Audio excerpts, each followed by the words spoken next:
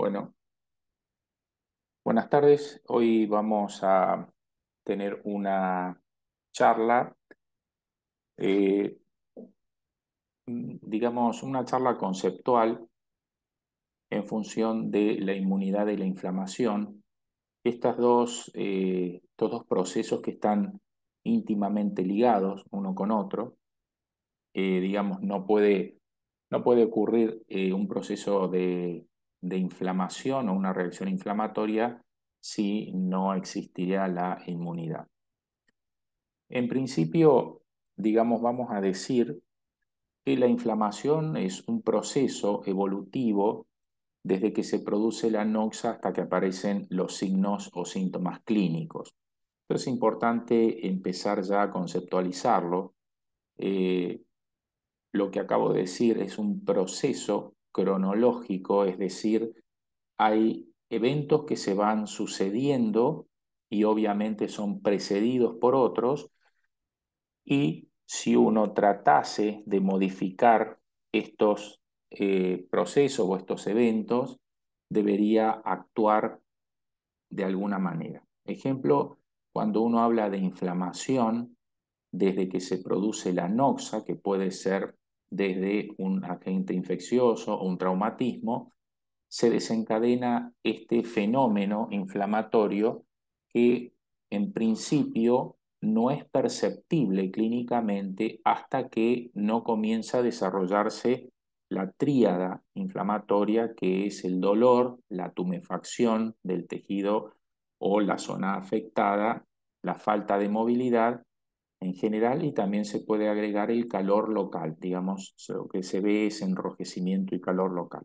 Pero hasta que esto aparece, se van sucediendo una serie de eventos que uno los podría llamar prepatogénicos o preclínicos, que justamente tienen que ver con la fisiopatología.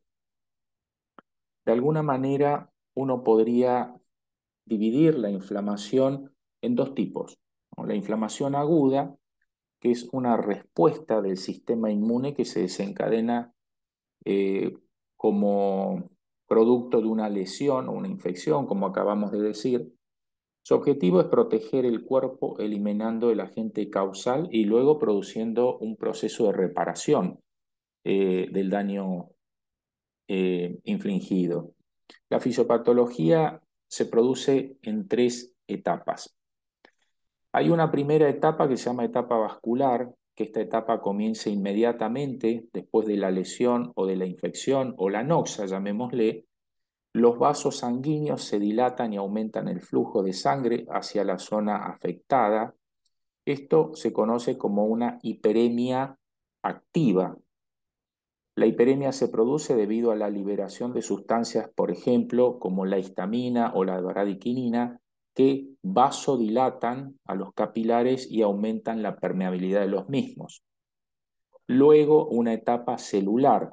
Durante esta etapa celular, los leucocitos se adhieren a las paredes de los vasos sanguíneos y migran a través de la pared capilar hacia el tejido dañado, ¿no? Esto es importante conceptualizarlo, ¿no?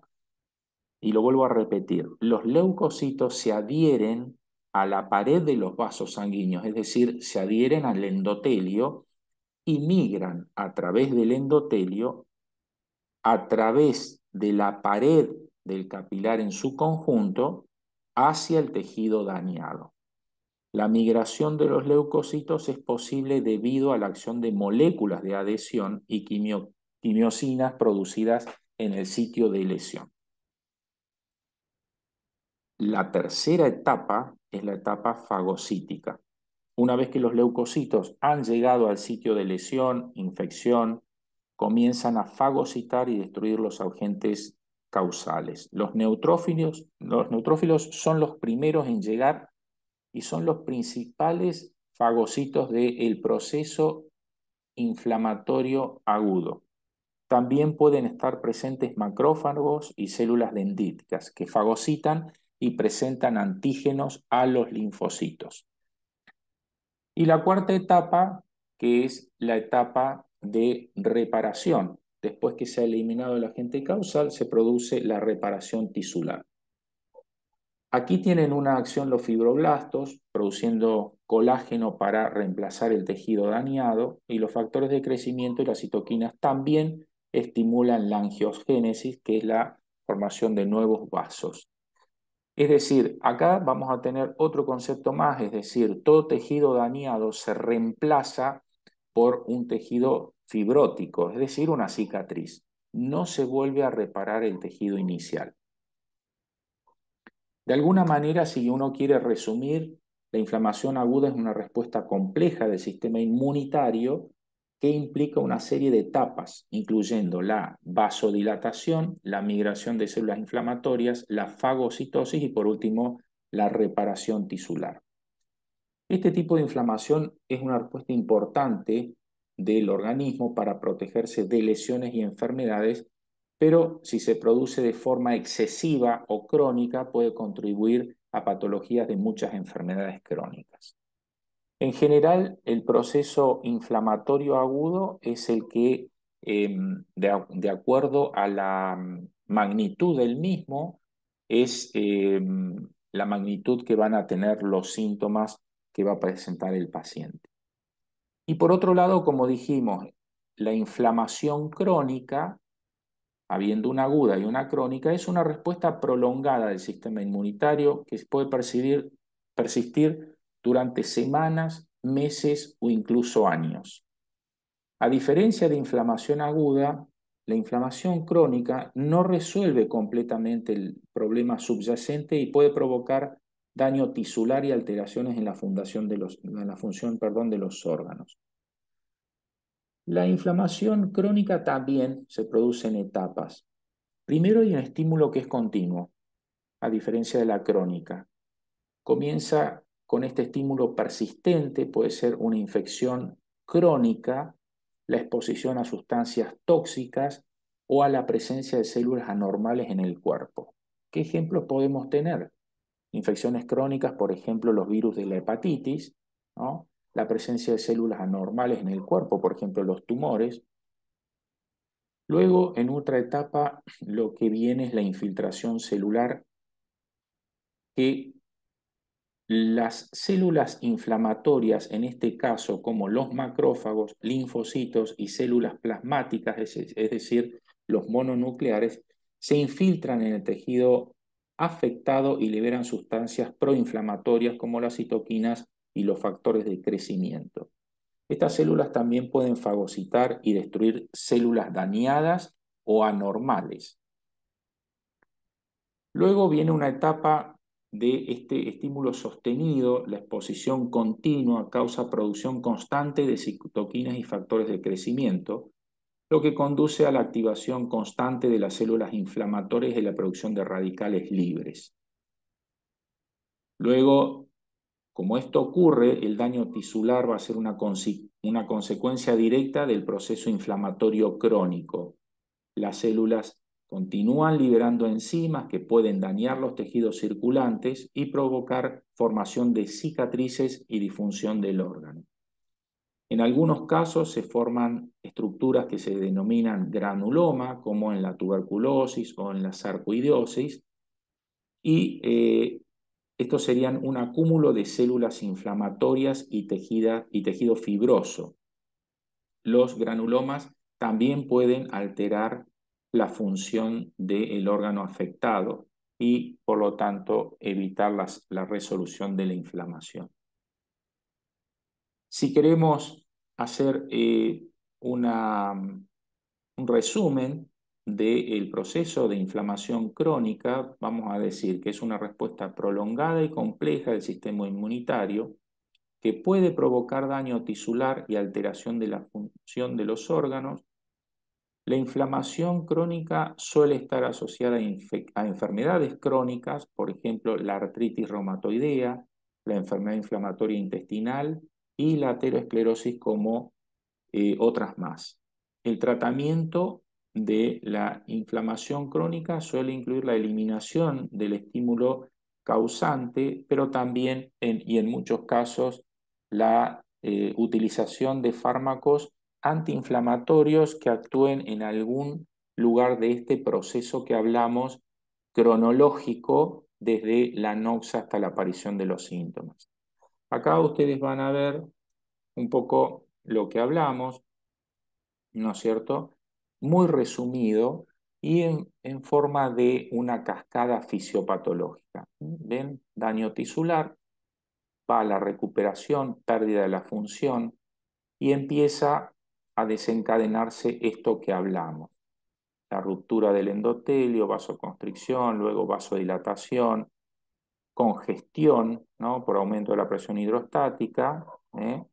Aparece el rubor, que es el cambio de color hacia un color rojizo, el edema, denominamos tumor, está hinchada la zona, ¿vieron? Cuando uno se golpea, se hincha, se pone colorado, después aparece el hematoma, el exudado, el dolor a través de mediadores y finalmente los procesos de recuperación y reparación.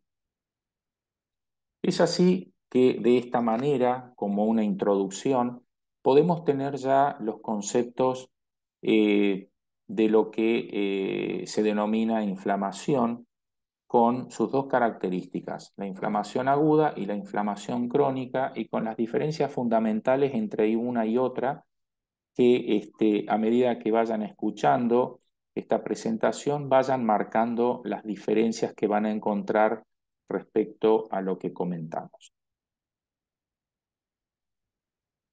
Una de las particularidades que dijimos cuando hablamos de inflamación crónica era que se produce a lo largo del tiempo porque los estímulos no cesan, son permanentes, por lo tanto esto hace que el proceso sea continuo y una de las causas es la aterosclerosis. Es una buena manera de enganchar los temas inflamación y endotelio, ya que la aterosclerosis es una enfermedad muy prevalente en la población, por lo tanto, vamos a tratar de conceptualizarla para que podamos unir estos dos temas. En general, lo primero que tenemos que hacer es hablar del endotelio. ¿Qué es el endotelio? ¿Cuáles son las funciones del endotelio? Decimos que el endotelio es la superficie interna de los vasos sanguíneos.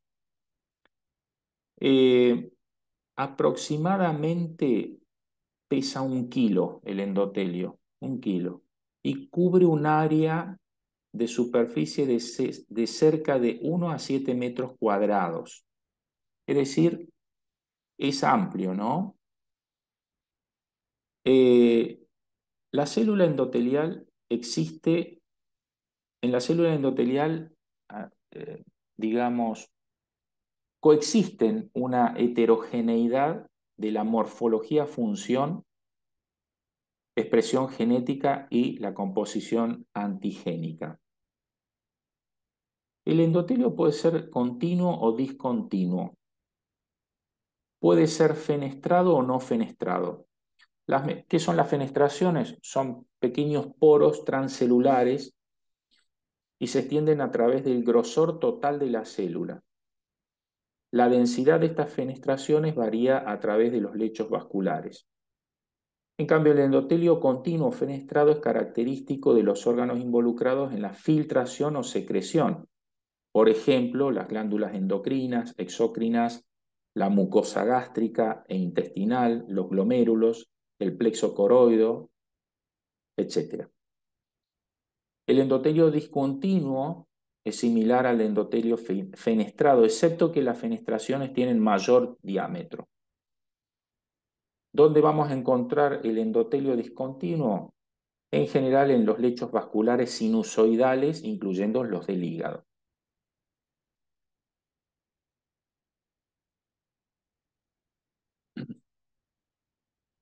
¿Cuáles son las funciones del endotelio? El endotelio tiene, en principio, una función vasomotora. Esta principal función del endotelio es la regulación del flujo sanguíneo sistémico y la perfusión tisular por medio de cambios en el diámetro de los vasos y en el tono vascular. ejecutando el conjunto de las células musculares adyacentes y de los pericitos. Acá tenemos un concepto en el cual el endotelio tiene la capacidad de cambiar el diámetro de los vasos. Entonces, eso nos tiene que llevar a pensar que el endotelio per se puede contraerse y relajarse. ¿Cómo controla el tono vascular? Mediante la producción de óxido nítrico, prostaciclinas, entre otros. Todos son factores vasodilatadores. El factor vasoconstrictor por excelencia es la endotelina 1, la angiotensina 2 y el tromboxano A2. Acá tenemos sustancias que se contraponen unas con otras en su función. Ahora, ¿qué pasa? ¿Conviven estas sustancias? Sí, conviven. Conviven en un equilibrio, hasta que ese equilibrio se rompe, como vamos a ver en alguna situación. El óxido nítrico, por otra parte, es capaz de difundir entre las células y los tejidos. Es de característica gaseosa y de reaccionar con una variedad de moléculas. El óxido nítrico es sintetizado a partir del aminoácido arginina y por una familia de enzimas conocidas como óxido nítrico sintetasas. Fisiológicamente, la óxido nítrico sintetasa son enzimas constitutivas calcio dependientes que bajo condiciones fisiológicas producen bajos niveles de óxido nítrico. De esta manera, la óxido nítrico sintetasa con una isoforma, que es la E, es la responsable de la producción de óxido nítrico bajo condiciones fisiológicas en el sistema cardiovascular y en la célula endotelial en particular. La célula endotelial participa en el proceso de curación después de ocurrido el proceso inflamatorio o en una lesión también. Esta célula actúa como una especie de vector de la angiogénesis, es decir, de la generación de nuevos vasos sanguíneos. Otra de las funciones en las cuales interviene el endotelio es en la coagulación sanguínea. Es decir, el endotelio de alguna manera regula la fluidez sanguínea y la coagulación a través de productos de factores, la producción de factores, que regulan la actividad plaquetaria, la cascada de la coagulación y el sistema del fibrinógeno. De alguna manera, en la célula endotelial se expresan potentes inhibidores de la coagulación que previenen la síntesis y la actividad de la trombina. ¿Mm? Otra de las funciones de la célula endotelial o del endotelio actúa como una barrera selectiva que controla el movimiento de fluidos, iones y otras macromoléculas entre la circulación sanguínea y los tejidos adyacentes por medio de la regulación de los complejos de unión entre las células endoteliales. Si vamos a hablar de disfunción del endotelio, vamos a tener que pensar que todo esto que hablamos, estas funciones que tiene el endotelio, dejan de tener una actividad normal, es decir, empiezan a disfuncionar.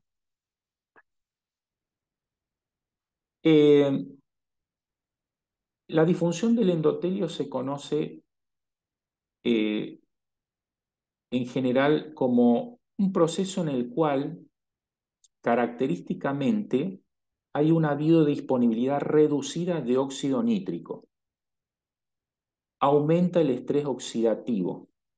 Se expresan o aumentan los factores protrombóticos y proinflamatorios y hay una vasoreactividad aumentada. Es decir, todo lo que nombramos como funciones del endotelio, aquí empiezan a aparecer alteradas.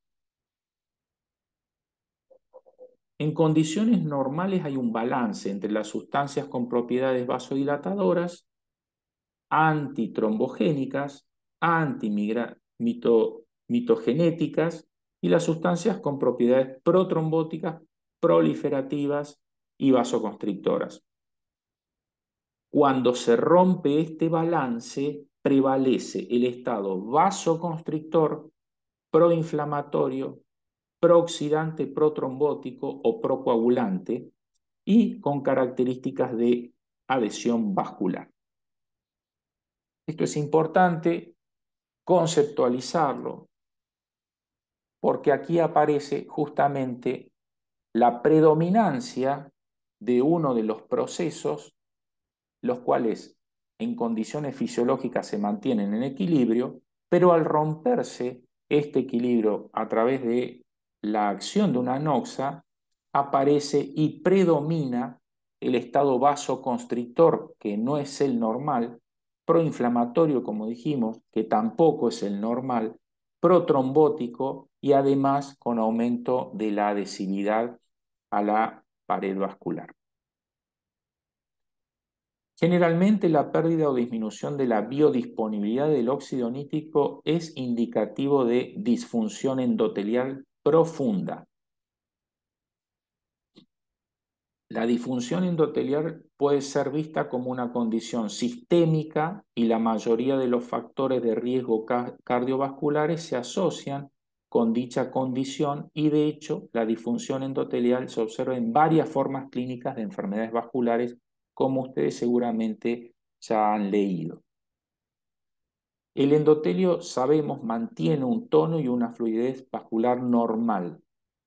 En el estado de disfunción endotelial, la célula endotelial activada participa en la activación de la trombina a través de los factores procoagulantes que contribuyen tanto a la iniciación como a la generación de la trombina.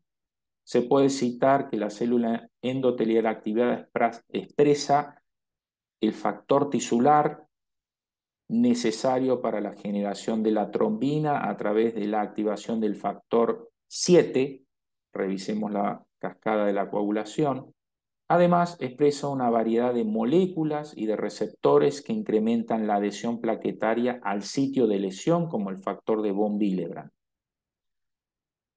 Entre los factores de riesgo, las noxas que van a producir este tipo de disfunción, encontramos que pueden ser el tabaquismo, el envejecimiento, la dislipemia, la hipertensión, la hiperglucemia, una historia familiar de aterosclerosis. Y acá voy a mencionar muy rápidamente que la impronta genética que tenemos muchas veces dice que podemos llegar a desarrollar tal o cual patología, ejemplo la aterosclerosis, pero en realidad el 90% de las veces el desarrollo de la aterosclerosis tiene que ver más con lo que se llama actualmente la epigenética, que ya lo vamos a desarrollar en algún momento. Como dijimos, la capa endotelial es la primera barrera contra la aterosclerosis y la disfunción endotelial está frecuentemente involucrada en dicha enfermedad. La activación endotelial también ocasiona una mayor permeabilidad de la misma, que promueve el paso y el depósito de partículas LDL a la íntima. Dentro de la íntima ocurre la modificación de estas lipoproteínas, generando LDL oxidada. Hay distintos mecanismos propuestos para explicar de alguna manera la disfunción del endotelio. El mecanismo más común pareciera ser el estrés oxidativo. Entre los factores de riesgo citados anteriormente, todos estos factores de riesgo están asociados con una activación de fuentes del ROS, ¿no? Las especies reactivas del oxígeno, especialmente de la NAD-fosfato oxidasa. De alguna manera, si queremos desarrollar el concepto de la disfunción del endotelio, podemos decir que podemos resumirlo en realidad en este pequeño gráfico, donde acá resume un poquito lo que hablamos. Eh, Llámese aquí las células endoteliales. Fíjense acá qué importante, ¿no? Flujo laminar, ¿no? En los vasos sanguíneos se considera que hay flujo laminar. ¿Dónde deja de haber flujo laminar en el árbol arterial, por ejemplo? Bueno, generalmente en las bifurcaciones. Cuando se bifurcan dos vasos, este flujo laminar, al dividirse, allí se produce un flujo turbulento. Entonces ustedes van a ver que la mayoría de las placas de ateromatosis se ubican en las inmediaciones de las bifurcaciones. De esta manera podemos resumir aquí que la producción, digamos, las células endoteliales, digamos, producen rápidamente, como dijimos, óxido nítrico a través de la óxido nítrico sintetasa, en respuesta a los agonistas, que es la acetilcolina y la bradykinin, y fluctuaciones en el flujo sanguíneo. ¿Está? Una vez generado el óxido nítrico, difunde, como dijimos, rápidamente a través de la membrana plasmática. El óxido nítrico, recordemos, se encuentra en estado gaseoso y activa la guanilato ciclasa en varios tipos de células presentes en la sangre. Por ejemplo, las plaquetas y leucocitos, y también plaquetas, leucocitos, y también dentro de la pared vascular el músculo liso. A partir de la arginina se produce el óxido nítrico, ¿no? Por el mecanismo de lo que nombramos de la guanidilciclasa, produce vasodilatación, antiproliferación. En las plaquetas da como resultado la inhibición de la activación, inhibe la activación, y la antiproliferación, la adhesión y la agregación. En los leucocitos disminuye la adhesividad. En las células del músculo liso, desfosforilación de la cadena ligera de miosina y vasorelajación. El óxido nítrico también reacciona con la hemoglobina en los eritrocitos, mejorando el suministro de oxígeno a los tejidos. La exposición crónica de las células al flujo laminar da como resultado una regulación positiva de la óxido nítrico sintetasa, lo que aumenta la capacidad de formación de óxido nítrico. Esto, nombrado de esta manera, podemos empezar a decir, si no hay óxido nítrico, si empieza a haber muy poca disponibilidad de óxido nítrico, pueden utilizar este gráfico para decir la activación plaquetaria aumenta, por lo tanto aumenta la adhesión plaquetaria. Los eritrocitos pierden la posibilidad de entregar oxígeno adecuadamente a los tejidos. El sistema de producción de óxido nítrico a través de la arginina por el mecanismo de la guanidilciclasa empieza a tener problemas para la producción del óxido nítrico.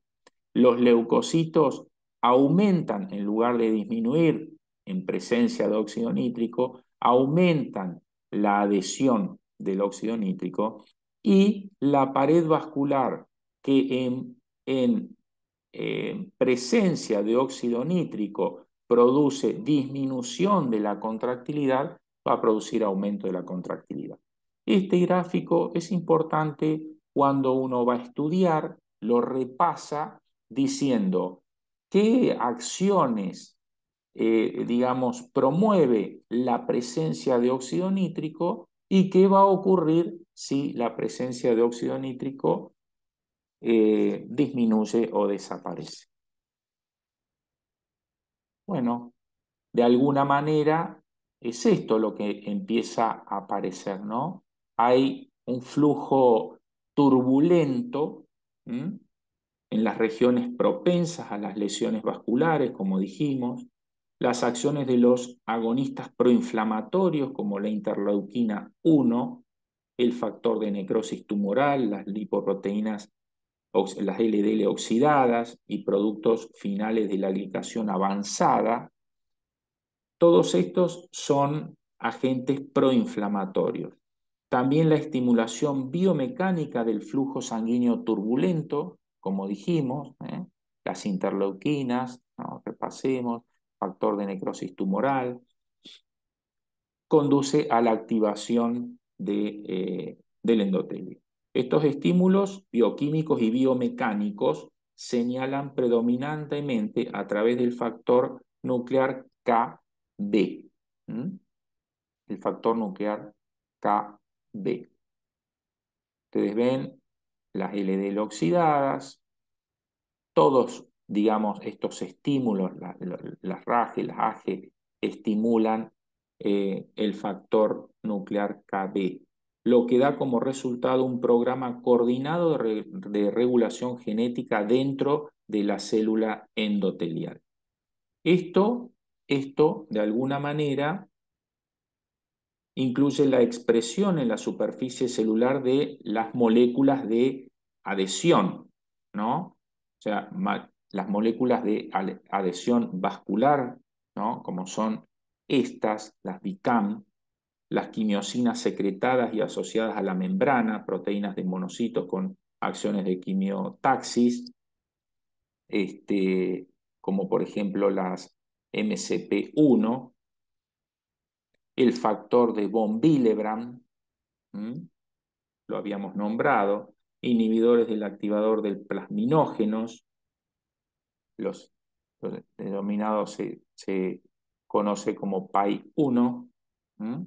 Estos eventos fomentan el reclutamiento selectivo de monocitos y varios tipos de linfocitos que se vuelven residentes en el espacio subendotelial. Subendotelial. Fíjense cómo esta célula ya empieza a migrar. ¿Qué vemos en el espacio subendotelial? Células T y macrófagos. Las acciones concentradas de las células endoteliales activadas, las células del músculo liso, los monocitos y macrófagos y los linfocitos mencionados dan como resultado la producción de un medio parácrino complejo de citoquinas, factores de crecimiento y especies reactivas de oxígeno, los ROS, dentro de la pared del vaso, lo que perpetúa un proceso proinflamatorio crónico y favorece la progresión de la lesión aterosclerótica. De esta manera, queda concluido que este proceso inflamatorio es un proceso inflamatorio crónico. ¿Por qué? Supongamos que el flujo turbulento es el mecanismo, la noxa, también puede ser la hipertensión arterial, también puede ser la diabetes, también puede ser el tabaquismo, van a influir de manera constante y persistente y van a alimentar este mecanismo que no va a cortar de ninguna manera. Entonces, ¿eso qué hace?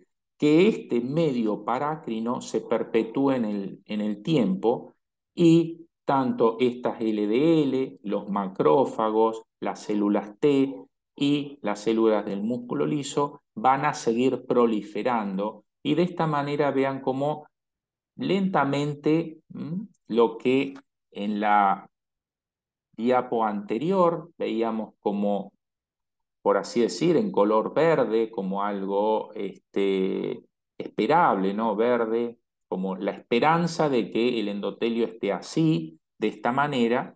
Acá ya está pintadito de color rojo, donde ya el endotelio empieza a tener permeabilidad y empieza a bombarse, por así decir.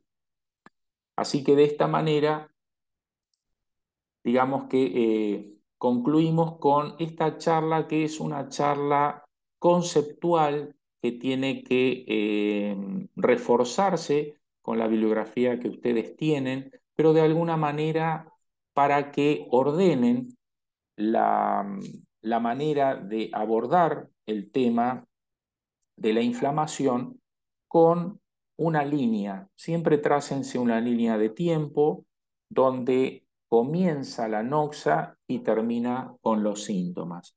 Desde ya que en este caso que tomamos como un ejemplo de un proceso inflamatorio crónico como es la aterosclerosis, los eventos suelen ser muy alejados en el tiempo, ¿no? Esto, digamos, uno puede tener lesiones ateromatosas durante muchos años hasta que por distintos motivos se inestabilizan y se complican, como vamos a ver más adelante, pero de alguna manera ya producen enfermedad. Entonces, otro de los conceptos que tienen que incluir es que todo esto ocurre cuando el paciente todavía no tiene ningún indicio de tener este mecanismo en su cuerpo. ¿Mm? Entonces, esto es todo un estado preclínico, o prepatogénico, donde nosotros, conociéndolo, podemos de alguna manera actuar como para disminuirlo o prevenirlo.